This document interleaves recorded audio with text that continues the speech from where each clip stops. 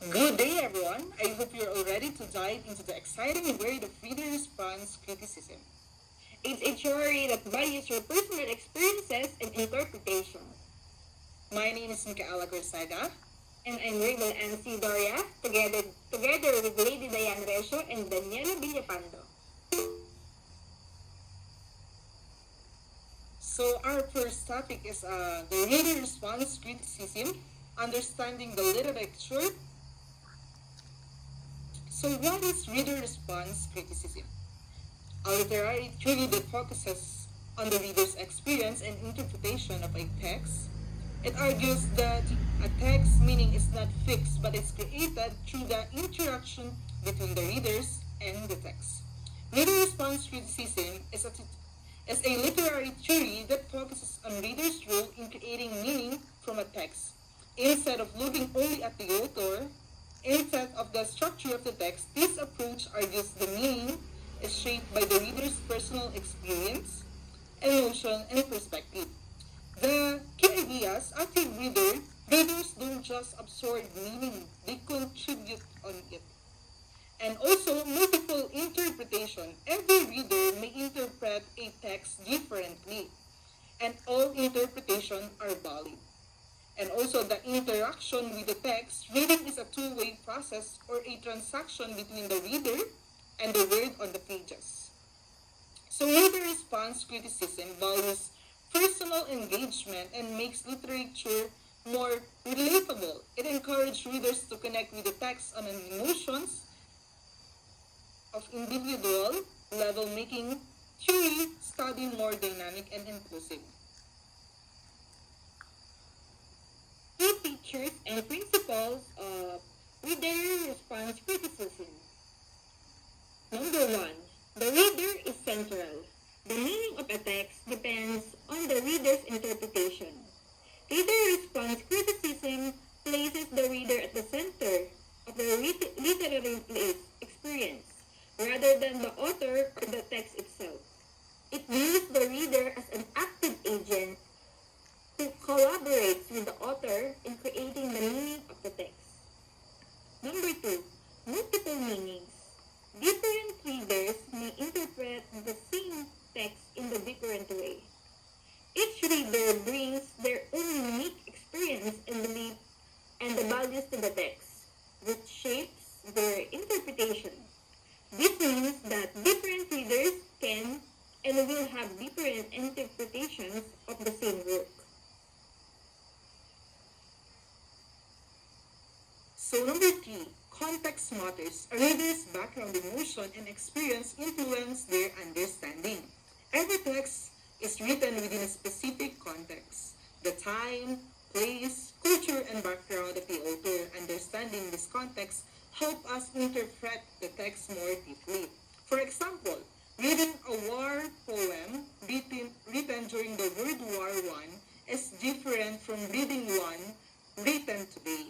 Knowing the historical and social context give us the insight into the author's message, the tone, and the dance. Without context, we risk misunderstanding or oversimplifying the text. Number 2, the reading is active, meaning it's constructed, not just received.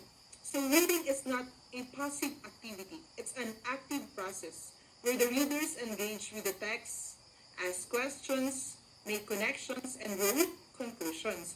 Each reader brings their own background, emotions, and experience to the text.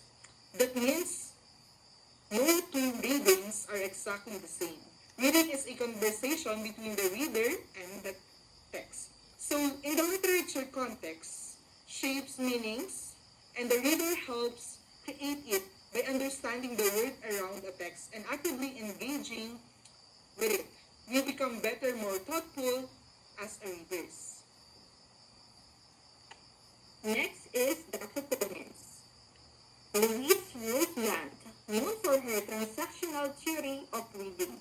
Roseland's transactional theory emphasizes that the meaning of a text is created in a transaction between the reader and the text, which with each reader bringing their own unique background knowledge, beliefs, and context to the reading act. She argues argue that this transaction is a unique experience where the reader and the text continuously influence each other.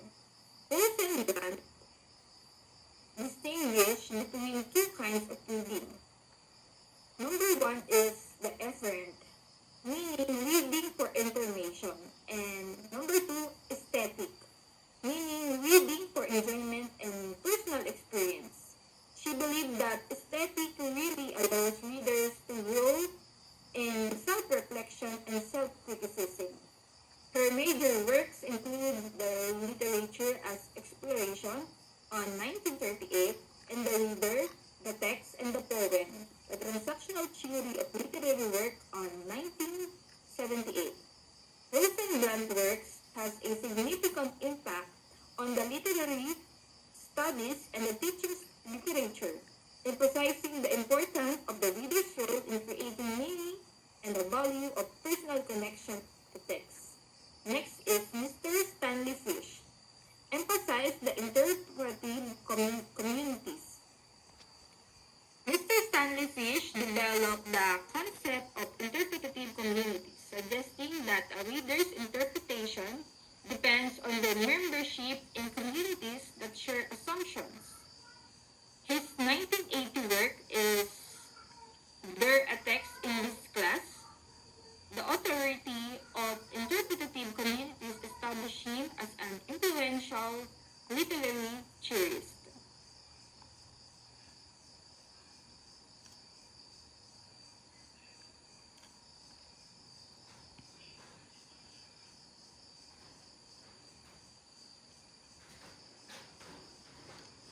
So, next we have the Wolfgang Iser. It is focused on the implied reader. So, Mr. Wolfgang Iser, the implied reader. Wolfgang Iser introduced the concept of the implied reader, a hypothetical reader that the text seems to be written for this. The reader is built into the structure of the text itself. Iser believes that text leave a gaps or blanks that readers must fill using their imagination and reasoning. He focuses on the interaction between the text and the readers, rather than just the reader's personal feelings.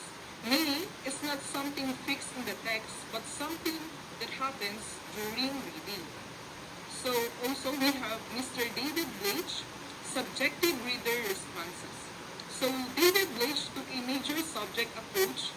He argued that meaning is created entirely by the readers, not found in the text. According to Bleach, a text has no true meaning until someone reads and responds to it.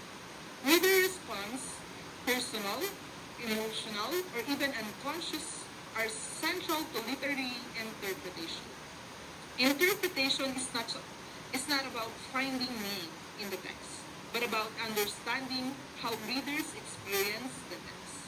So, in conclusion, while Iser highlights the structure of the text and its intended reader, Bleach emphasized the reader's personal role in creating meaning.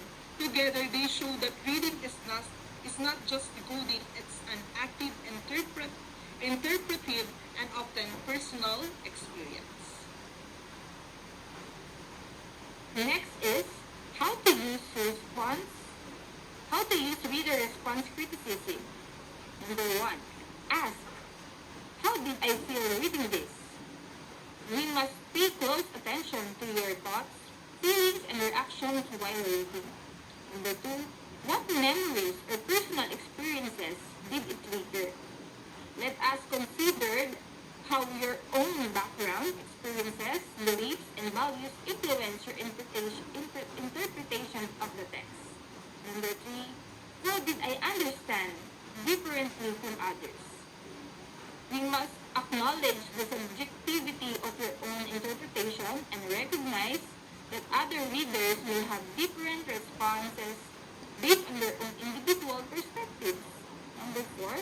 What part confused or engaged me most? Let's ask questions to ourselves to stimulate our critical thinking. This opens up possibilities for deeper interpretation and understanding of the text message.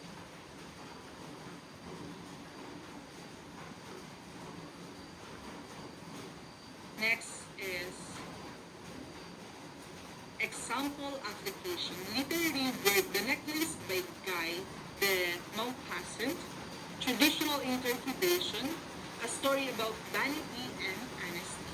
Reader response perspective. One reader may feel sympathy for Madame Loisel's dreams. Another reader may feel frustrated by her choices. A student might relate to his social insecurity.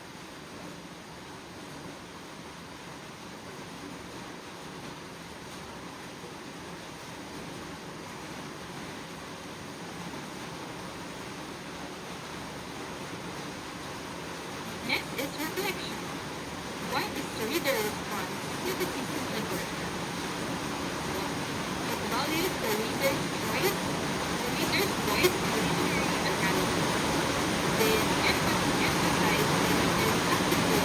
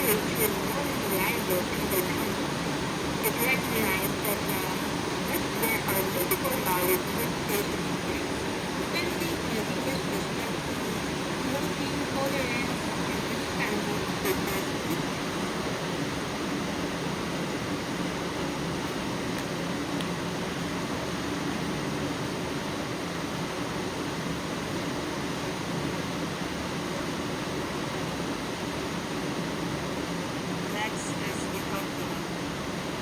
Summary. So reader's response shifts the focus from the owner or text to the reader.